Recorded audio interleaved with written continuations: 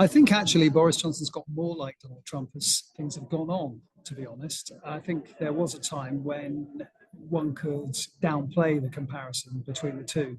But I think in the last few days, with the Privileges Committee report on Boris Johnson and his reaction to it, he really has gone full on Donald Trump, accusing the committee of being some sort of conspiracy against him, talking about it as a kangaroo court.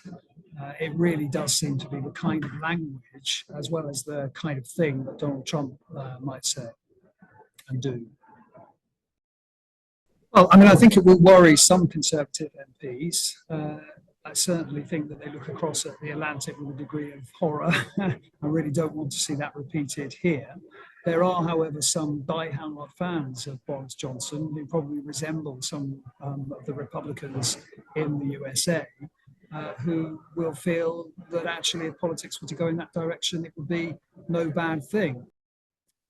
Well, I mean, I agree we don't have a presidential system, so that does make it much more difficult, I think, for Johnson to make a comeback, because he will have to get into the good books of his party again, if you like, for him to be nominated as a candidate in a constituency in order to get back into the House of Commons and then make an assault on the leadership once again.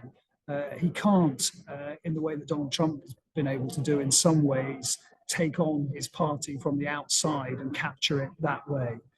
So I think the options for Boris Johnson are much more limited, perhaps, than they are for Donald Trump. I'd also have to say that, you know, while you can point to a third of Conservative voters still having faith in some ways in Boris Johnson, it's nothing like the number of Republican voters who still have faith in Donald Trump.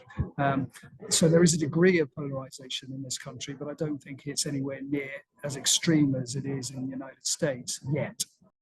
I mean, I think you could say that the UK is going the way of the American system, but it's nowhere near there yet. I think there is a degree to which the fact that we are a parliamentary as opposed to a presidential system, that means that actually there is probably less room for a thoroughgoing populist to capture both his or her party and indeed the country in the United Kingdom than there is in the United States.